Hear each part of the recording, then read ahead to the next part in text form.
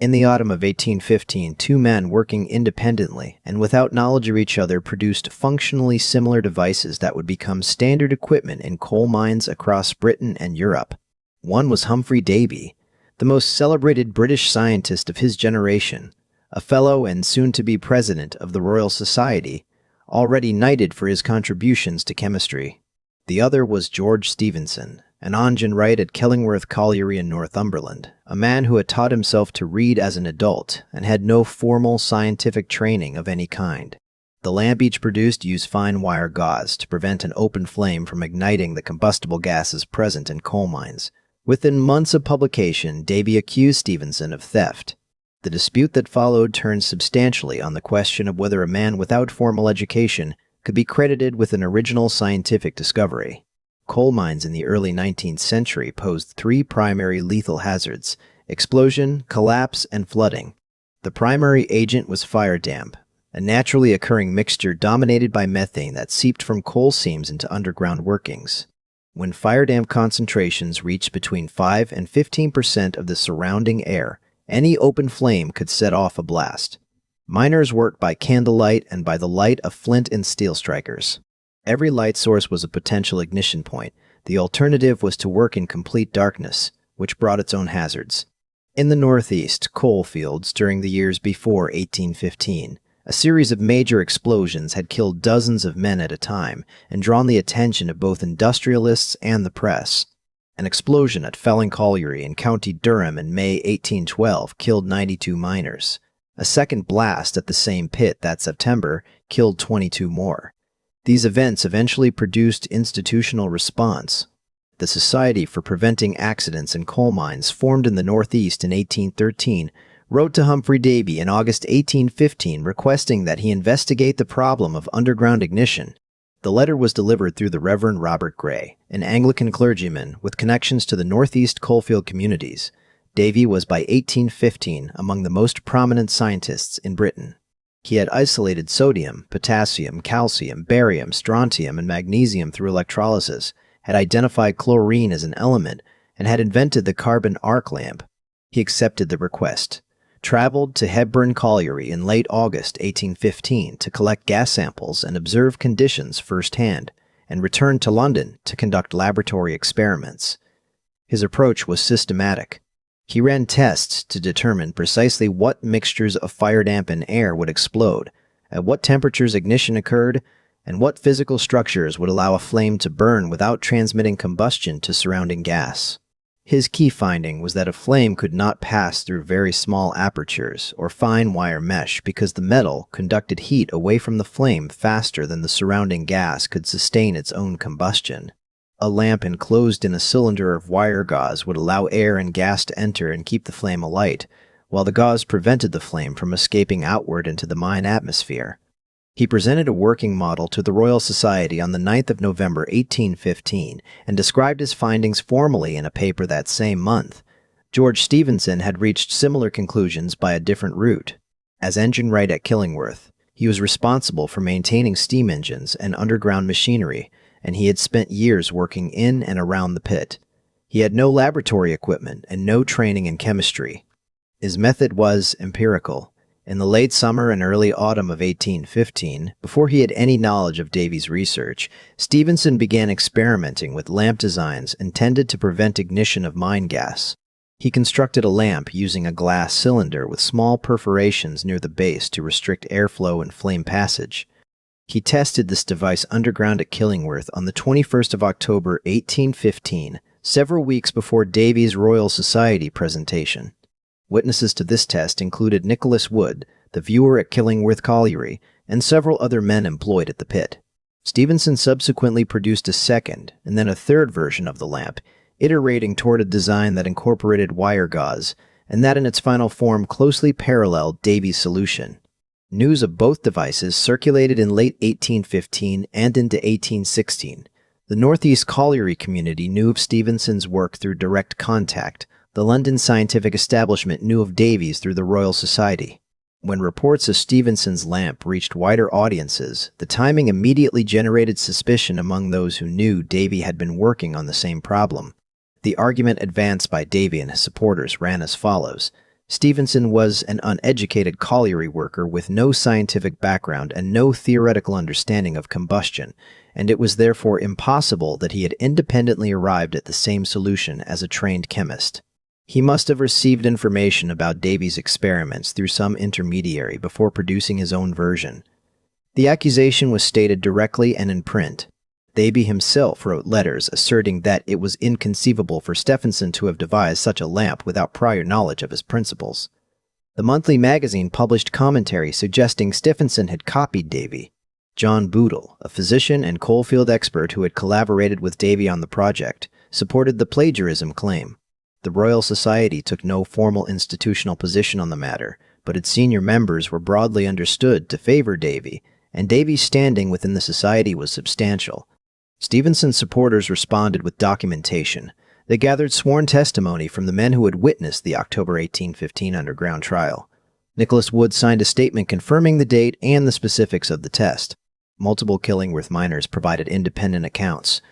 The central factual argument was chronological. Stephenson's underground test occurred on the 21st of October 1815. Davy did not present to the Royal Society until the 9th of November 1815, and there was no documented contact between Stephenson and Davy or any of Davy's associates before October. Stephenson's defenders also pointed out that his first design used glass and perforations rather than wire gauze, meaning the two inventors had followed different constructional paths to reach a common functional outcome. A copied design would more likely have reproduced the original's methods rather than arrived at a parallel solution through different means.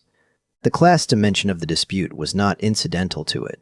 British scientific institutions in the early 19th century were run by men with university educations, independent incomes, and connections to the aristocracy and the upper professional classes. Membership of the Royal Society carried social as well as intellectual weight, and the assumption that significant technical discovery required formal theoretical grounding was broadly held in these circles. Davy had risen from relatively modest origins in Cornwall, but had ascended fully into this world and operated entirely within its conventions. He had been apprenticed to a surgeon apothecary in Penzance before being taken up by the Pneumatic Institution in Bristol, and his career had moved continuously upward through institutions. Stephenson was the son of a fireman who tended a colliery pumping engine in Wylam, Northumberland, and had spent his childhood in poverty. He worked as a herdsboy at age 7, then picking waste coal from the pit heap at age 8, and held a sequence of colliery jobs before rising to enginewright. He taught himself to read at a night school run by a local minister while already employed as an adult. His speech carried a strong Northumbrian accent that educated visitors from London frequently reported as difficult to follow. Several commentators in the press and in private correspondence used his lack of formal education not merely as context, but as direct and sufficient evidence against the credibility of his claim to independent invention. The Newcastle Literary and Philosophical Society, a regional institution with close ties to the colliery interests of the Northeast, took the opposite view and publicly backed Stephenson. In 1817, it commissioned a formal report on the priority question. The report examined the sworn testimonies from the October 1815 test, traced the sequence of Stephenson's design iterations, and compared the constructional details of the two lamps. Its conclusion was that Stephenson's development had been independent of Davy's and had preceded public knowledge of Davy's principles.